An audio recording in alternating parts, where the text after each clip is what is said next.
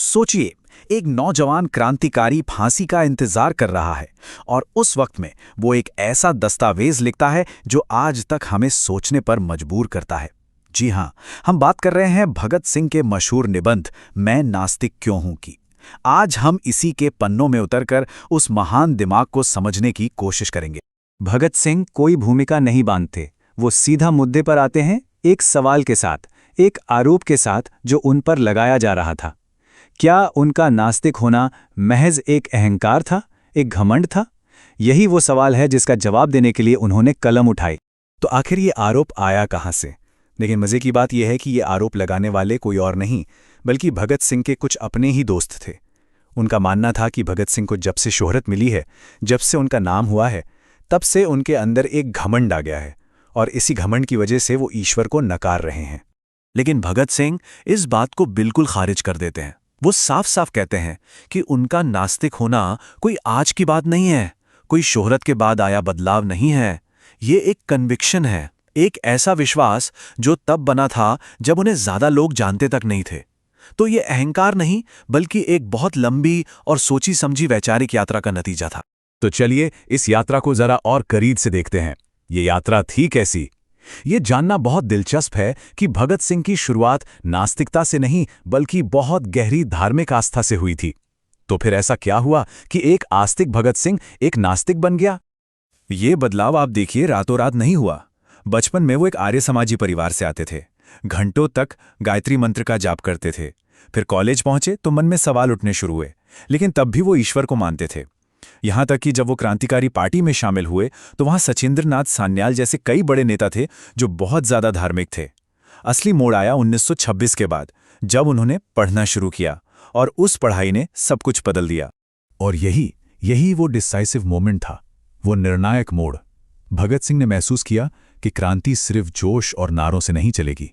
अगर अपने विरोधियों का सामना करना है, उनके तर्कों का जवाब देना है, तो पढ़ना पड़ेगा।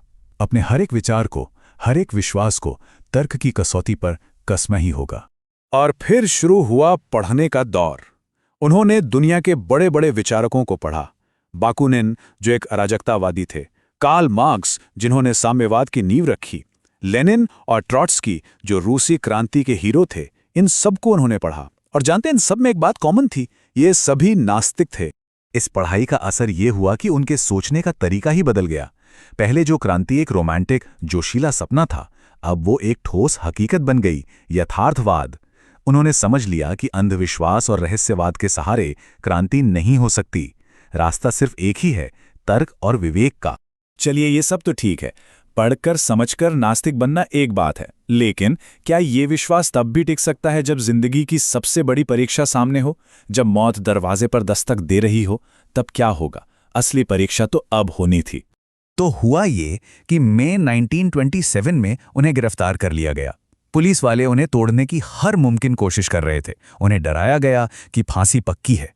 और इसी कमजोर पल में कुछ अधिकारियों ने उन्हें फुसलाना शुरू किया कि भाई भगवान का नाम लो, प्रार्थना करो, मन को शांति मिलेगी। और तब भगत सिंह ने क्या किया? उन्होंने लिखा, मैंने निश्चय किया कि मैं किसी भी तरह ईश्वर पर विश्वास तथा प्रार्थना नहीं कर सकता, एक पल के लिए भी नहीं। ये सिर्फ प्रार्थना की बात नहीं थी, ये उनके सिद्धांतों का, उनकी पूरी जिंदगी की सोच का असली टेस्ट था। और वो कहते हैं कि मैं इस टेस्ट में पास हो गया। एक पल के लिए सोचकर देखिए, उस मुश्किल घड़ी में ईश्वर का सहारा लेना कितना आसान होता, कितना सुकून मिलता। लेकिन उन्होंने वो आसान रास्ता नहीं चुना। वो कहते हैं कि तूफान के बीच बिना किसी सहारे के अपने पैरों पर खड़े रहना ये बच्चों का खेल नहीं है। और ऐसा करने के लिए घमंड नहीं बल्कि बहुत बहुत ज्यादा हिम्मत चाहिए। अपनी कहानी बताने के बाद भगत सिंह का निबंध एक नया मोड़ लेता है। अब वो सिर्फ अपनी बात नहीं कर रहे बल्कि कुछ ऐसे बुनियादी सवाल उठा रहे हैं जो किसी भी सोचने वाले इंसान के मन में आ सकते हैं। ये सवाल सीधे ईश्वर के अस्तित्व के तर्क पर ही हमला करते हैं। उनका सबसे पहला और सबसे सीधा सवाल कि अगर इस दुनिया को बनाने वाला कोई भगवान है जो दयालु है, सर्वशक्तिमान है, तो उसने ऐसी दुनिया बनाई ही क्यों जिसमें इतना दुख, इतनी पीड़ा है? वो अपने चारों ओर देखते हैं, जेल की सलाखों के पीछे की जिंदगी, बाहर झुग्गियों में पलती गरीबी, हर तरफ बस दुख ही दुख। और वो पूछते हैं कि क्या कोई एक भी इंसान है जो पूरी तरह से खुश हो? तो फिर ऐसी दुनिया बनाने का मतलब क्या था? ये सवाल आज भी उतना ही मौजू है। और फिर वो एक बहुत ही तीखा, बहुत ही चुभने वाला उदाहरण देते हैं। वो कहते हैं कि एक राजा था नीरो। उसने सिर्फ एक शहर रोम को जलाया था और इतिहास उसे आज तक जालिम कहता है। तो फिर उस ईश्वर को क्या कहा जाए जिसकी दुनिया में हर पल, हर मिनट ना जाने कितने रोम जल रहे हैं, ना जाने कितने लोग तड़प रहे हैं और लोग उसकी प्रशंसा करते हैं? अगला सवाल भी उतना ही तर्कपूर्ण है। अगर भगवान सब कुछ कर सकता है, सर्वशक्तिमान है, तो वो किसी को पाप करने से पहले रोकता क्यों नहीं? वो युद्धों को क्यों होने देता है? वो अमीरों को गरीबों का शोषण करने से रोकता क्यों नहीं? आखिर क्यों? अब इन सवालों का एक पारंपरिक जवाब अक्सर दिया जाता है, खासकर हिंदू दर्शन में। वो है पुनर्जन्म का सिद्धांत। यानी अगर कोई आज दुख भोग रहा है तो ये उसके पिछले जन्मों के कर्मों का फल है। पर भगत सिंह इस तर्क को नहीं मानते। वो इसे एक बहुत चालाक सिद्धांत कहते हैं। उनका मानना है कि ये थ्योरी असल में उन लोगों ने बनाई है जिनके पास ताकत है, ताकि वो गरीबों और मजलूमों के शोषण को सही ठहरा सकें। ये एक तरह से पीड़ित को ही उसकी हालत का जिम्मेदार ठहराने जैसा है। तो फिर अगर ईश्वर नहीं है तो एक क्रांतिकारी किस चीज में विश्वास करे? यहीं भगत सिंह अपने निबंध के सबसे जरूरी हिस्से पर आते हैं। वो बताते हैं कि उनके लिए नास्तिकता का मतलब सिर्फ ईश्वर को मना करना नहीं है, बल्कि एक सच्ची क्रांति की पहली शर्त है, उसकी बुनियाद है। देखिए, वो एक बहुत दिलचस्प फर्क बताते हैं। एक आस्तिक क्रांतिकारी जो ईश्वर में विश्वास रखता है, हो सकता है कि वो अपने बलिदान के बदले किसी इनाम की उम्मीद करे, जैसे कि मरने के बाद स्वर्ग मिलेगा या अगले जन्म में राजा बनेगा। लेकिन एक नास्तिक क्रांतिकारी, उसे तो कोई इनाम नहीं मिलना।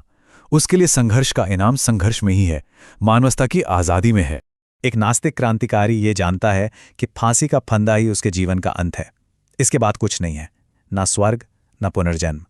इसलिए वो जो भी करता है वो सिर्फ और सिर्फ इंसानियत के लिए करता है, बिना किसी स्वार्थ के। दुख को खत्म करने के लिए लड़ता है, क्योंकि उसे लड़ना ही है। यही उसका परम ध्येय है। और यहीं भगत सिंह हमें भविष्य की एक तस्वीर दिखाते हैं। वो कहते हैं, जिस दिन हमें बड़ी संख्या में ऐसे पुरुष और महिलाएं मिल जाएंगे जो अपने जीवन को मानव जाति की सेवा के अलावा और किसी चीज के लिए समर्पित नहीं कर सकते, उसी दिन स्वतंत्रता के युग का सूत्रपात होगा। सच्ची आज़ादी तभी आएगी। और आखिर में वो हमें वापस उसी पहले सवाल पर ले आते हैं जहां से ये सब शुरू हुआ था, अहंकार का सवाल। वो पूछते हैं कि इंसानियत की आज़ादी जैसे इतने बड़े, इतने महान मकसद के लिए लड़ने पर जो गर्व महसूस होता है, क्या उसे घमंड कहा जा सकता है? ये एक ऐसा सवाल है जिसका जवाब हमें खुद अपने अंदर खोजना होगा। गर्व क्या है, विश्वास क्या है और बलिदान क्या है? इस पर सोचने के लिए ये निबंध हमें हमेशा प्रेरित करता है।